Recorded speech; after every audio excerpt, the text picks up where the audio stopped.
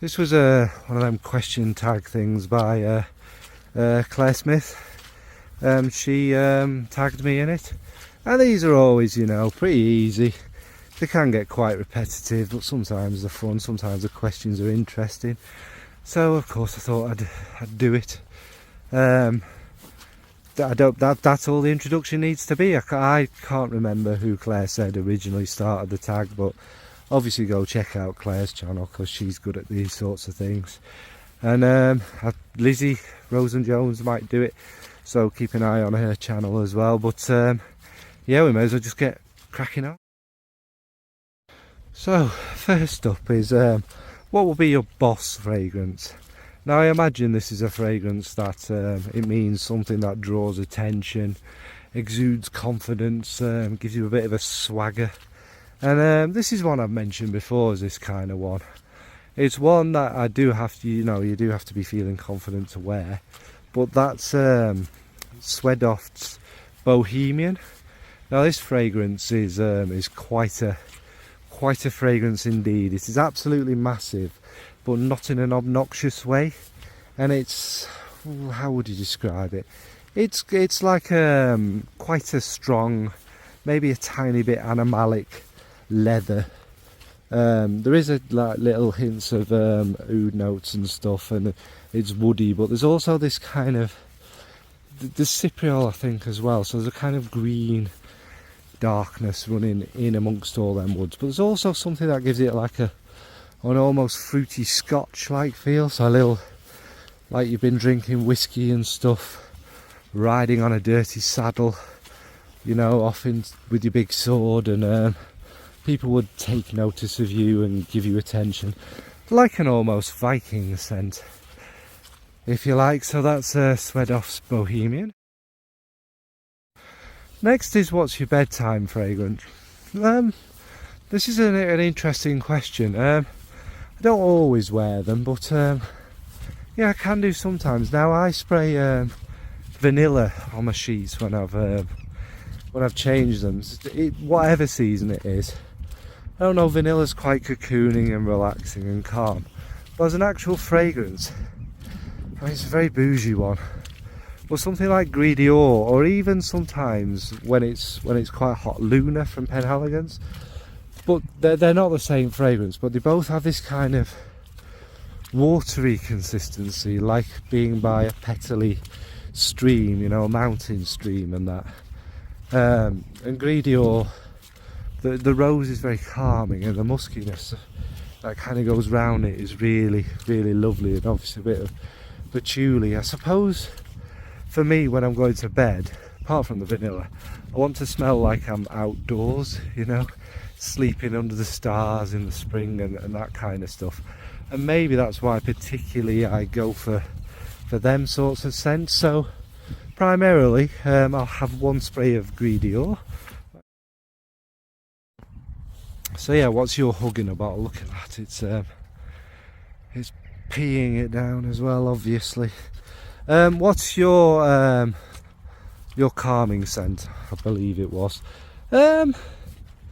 Yeah, for me it's Dupe Le Balm. Now these are fragrances we all know, and we've heard me say a million times, oh my god, there's geese on that pond. You may never ever see me ever again. If they notice me, might walk back the other way actually. But anyway, sorry. Yeah, Dupe Le Balm. Let's see, I need a fragrance like that right now. It's very old. It's very classic. It's not, you know, your everyday masterpiece fragrance and that. But I do believe it is very, very underrated actually. It's yeah, we're gonna walk back. Look at them with a vanilla tonka. There's a kind of aldehydic kind of fizz. The incense again makes me always think of bubble bath. There's some nice florals, and there's this kind of rich woodiness, like a warm wooden bath is what you're having. Obviously that's what it means. And for me, again, a very affordable one. Just a few sprays, just chillax and chill out. So that's Dupe Le Balm for my relaxing one. I apologise for this coming out of my mouth, but it is the question. What is your weapon of mass seduction? Personality, charm, wit, of which I have none of, so clearly I need a good fragrance. For me, see, this question again is a bit, who are you trying to seduce? That's the question. I suppose if I was trying to seduce my kind of, you know, alternative, you know, bad person with an edge and whatnot, it would be Tom Ford's Noir de Noir. Yeah, it kind of goes with that kind of gothic kind of thing. Now, we all know Noir de Noir. Rose, truffle, patchouli, a little bit like, what's it called? Them rose things, it'll come to me. See, I can't do these in the rain, but yeah, it's very sensual, and the rose is very dark, and it is very seductive actually. And it's one of them that I think, again, I've always said, you might not be able to wear it yourself, but when you smell this Turkish Delight, that's it, you're gonna love the smell of it. It's and it's got this, I think another reason why it's kind of associated with being vampirical, there's a kind of red wininess about it, but it's one of them that just draws you in, it draws you closer. It would be a weapon of mass seduction. Oh dear. So that's Tom Ford's Noir de Noir. Which fragrance do I wear but I could never part with? It's a difficult one, this. I think my Boss Soul, which was the first fragrance I ever bought myself, and I think I'm on about my 4th or 5th bottle. It's long discontinued now. Now, the bottle I have at the moment, I've barely sprayed. But I think again it's that nostalgia, it takes me back, and really it kind of defines my taste in fragrance, how they've always been. Obviously I've gone for maybe, this is not a snobby thing, but I think as we wear them over the years, we want something with a bit more complexity, not all the time. But anyway, this one is it's a little La Nuit de la Homme kind of DNA. I think this was first though, so it's a kind of cardamom, vanilla, spices, a little bit of, I think, mandarin in the top, and it's kind of this rich, warm, sweet, ambery fragrance, and again with quite a bit of florals in it actually as well. And it's kind of where my taste has always gone. And I think I've told the story about this a million times. I was walking around Boots, which is a rip-off chemist here, and you have them very insistent sales assistants. I hated being sprayed, but she sprayed me, and continued to walk around. And as we left, I was with my partner at the time, let's call her, and I went out and you could smell it, and I thought, oh, do you know what, I really like that. So I went in and bought it, and that was the beginning of that love story. So that's one I do love and would never part with, but I don't really wear, is Hugo Boss's Soul. Which fragrance would I recommend to a newbie who wants to smell unique? Now, I'm presuming when we say a newbie, they're not going to want to spend the absolutely insane amounts of money we spend on fragrances. So it's going to be something interesting but different. And I think I'm going to go for Chiali, because Chiali do make these kind of more interesting ones. And what I'm going to say is, oh god, why am I so bad with the names? Hang on, Sweet Sugared Patchouli, is it? That one, which is like a step up from the vanilla one, and it's obviously, it's the clues in the name. It's kind of got this kind of grainy sweetness like from the patchouli, and it's got a little, I don't think there's oud in it, but it lends itself to smelling that way, and it's a little bit darker, and it's a little bit more unique to what everybody would be wearing, but it's not so out there that they're you know, people are going to run away screaming, thinking, "Whoa, what are you wearing? It's evil." It's not that sort of fragrance, and it is an easy wear, but it's got something more to it. It's not just your average vanilla you smell every single day. And I do think that, again, as a brand to a newbie, they are quite affordable. You can obviously buy the little 10 mils as well, which are very cheap. They do things that are familiar but not. So to somebody just coming into it, they definitely stick out from their friends wearing Sauvage or whatever. I was going to say Angel, but who wears Angel anymore? Although Angel is, you know, it's a legend. But yeah, it's something that kind of sticks out as being slightly different. Well, obviously Angel, shouldn't have said Angel, because that was groundbreaking and unique in its day. But anyway, yeah, Chiali Royal Sugar Patchouli Royale, or whatever it's called. Which fragrance do I love that others hate? This is always going to be, in any video, there's always a question where this is going to be. But it's the fragrance, I suppose, people who associate me with this old fragrance thing would think of me straight away. It's Dew Pomme. However, what I will say about Dew Pomme is, I don't think people really do hate it. I think it's that, because it's so popular, you pretend, you know, it's so mainstream. I'm not into that. I like, you know, really weird things that nobody's ever heard of, and you know, like when we're a teenager. And I think growing up round, you know, Fragcom, as we go through it, a lot of people are like that with their kind of snobby, oh, I can't like something popular, one of the best-selling fragrances of all time. But Dew Pomme, I will always say this, and you've all heard it before, it changed the fragrance game. It was such a kind of androgynous sweet bomb, which, because stupid fragrance marketing and gender, blah, blah, blah. So it's pink, and it was meant to be just, you know, something for everyone. Mega sweet, mega loud, cinnamon, a kind of cherry feel, orange blossom. You know, it typified the time when it came out, you know, the kind of new romantics, moving into even the rave kind of thing, this big, not the most natural smelling, kind of luminous, you know, kind of fragrance. And it was a going out scent for many years. So many. The thing is, people say they haven't smelt this. You've known someone who's worn this, or you've wore it yourself if you're a certain age, because it was everywhere. But yeah, people claim they don't like it. It's yeah, it's not like Sauvage. I don't think Sauvage is going to stand the test of time, because there's a bazillion versions of Sauvage. However, there's only one Dew Pomme, so that's Dew Pomme. Which fragrance in your collection do you consider overhyped? I think Claire said something like this. If there was something overhyped, then, and I wasn't a big fan of it, why would I have it in my collection? So that's a really tricky one. I suppose I could still like it, can't I? I'm trying to think.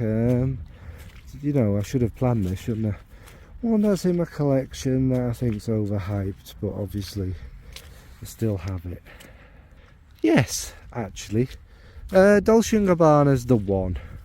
Now, I like it, I enjoy it, I wear it, but it's not the fact that it doesn't last. That annoys me when people say that. Well, you know, it doesn't last in it doesn't fill an entire stadium. It's not meant to. It's a snuggle scent. It's just, you know, one you'd wear for a date night or something like that. So that's not my issue with it. But it is nothing special. But when you wear it, you do enjoy it, and I like it a lot, actually.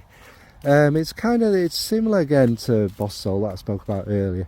It's kind of your sweet cardamom, orange blossom, a little bit of spiciness, you know, and that kind of feel. A warm, ambery, golden one. That is, yeah, it's a little bit snuggly and stuff like that. There are a lot like it now, but I suppose when it came out, it wasn't all that common. So yeah, one that's overrated that I have, that obviously I like, is Dolce & Gabbana's The One. EDP, mine, sorry. Next question is, which perfume is on your chopping block to declutter? I don't do it. I don't declutter. What's the point? If there's something I really am not a fan of, or I have kind of something that replaces it or whatever, I tend to just give them to my nephews and or my sister or whatever. Is there anything at the moment? Not really, no. So yeah, that is my answer. Which fragrance was your last purchase? I hate admitting this. Technically, there's two I kind of bought more or less at the same time. Both amouages. One is just a little mini. One of them little mini, I think 7.5, aren't they? Hopefully it's real. It was very affordable. Nobody bid on it except me, so it looks legit. Oh, sorry, it's Amouage Deer, which is it's just a beautiful kind of vintage smelling one. An 8ml, it's a splash bottle, so I'd have to, decant it as such.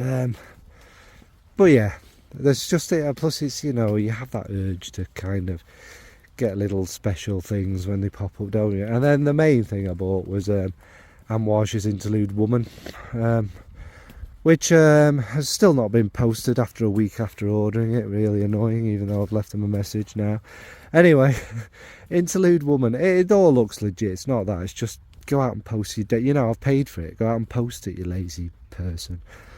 I'm not going to name them or whatever. But yeah, Interlude Woman is just this most ridiculously bold, insane fragrance. It's got all these things in it which don't really go together. There's too much. I'm not going to list it. There's a list like this long. But what makes it stand out to me is there's a dark resinousness in there, a little bit of smokiness, and an unusual. It's not listed, but you do smell kiwi. Now, whether there is a deliberate kiwi note in there, or it's the way other things are doing it, or it's the power of suggestion, because obviously I've heard it's people can smell it, so you can smell it, but it's all these weird notes, and it's kind of what it's about. It's like all this chaos together, and somehow it works. But it's not one you're going to wear every day. It's not one you're going to want to wear every day. You'd have to be in the mood and have to be in the right situation for it. But when it works, my God, it's special. And it does work somehow. And it's enjoyable. It's a journey of a fragrance. It's more than an artistic one. I find it quite wearable. But again, if you're going to wear 7 sprays on a summer's day, then, you deserve for it to choke you half to death. It's a one spray thing, even when it's cold, I'd say. And it's quite, it's a big one. So that's Amouage Interlude Woman and Deer, which I've purchased most recently. Which fragrance is top of your wish list that I'm realistically going to get? Well, Interlude Woman was up there and I got that. It is another Amouage, but I've seen some cheaper ones that came out at a similar time starting to circulate, so I'm hoping this one drops in. And that's Amouage again, Silver Oud. This is I want a proper decent oud, a proper not westernised oud. Now there is that silver kind of birchiness and shine through it that makes it kind of easier, and the woods, it does get a little bit sweeter and more manageable. But it's kind of it opens up. It's a big oud, and then the oud becomes more woody and richer and more kind of that kind of luxurious smelling. It's a fantastic fragrance, but it's more true to that kind of, I would imagine, an Omani oud. It's not it is easy to wear, don't get me wrong. It's not completely out there, but maybe because I've got more used to it. But it's a fantastic oud fragrance, and it does smell a bit silvery. So that's Amouage Opus 13 Silver Oud. Which fragrance would I choose as my fragrance for life? Hate this question, right now at this moment in time as I'm walking, well, Rolling in Love is kind of my special one, isn't it, from Killian, so we'll pick that.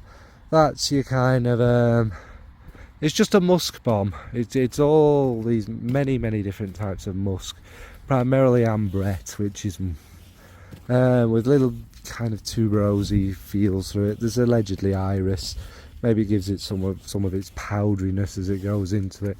It's just a very sensual kind of snuggling, loving kind of fragrance, and at this moment in time that will be the one I go for. Although saying that, you could probably hear my nose is blocked. I don't think this is from the COVID. I'm exhausted, but yeah, it's not one I'll be able to appreciate fully right now anyway. So that's Rolling in Love from Killian.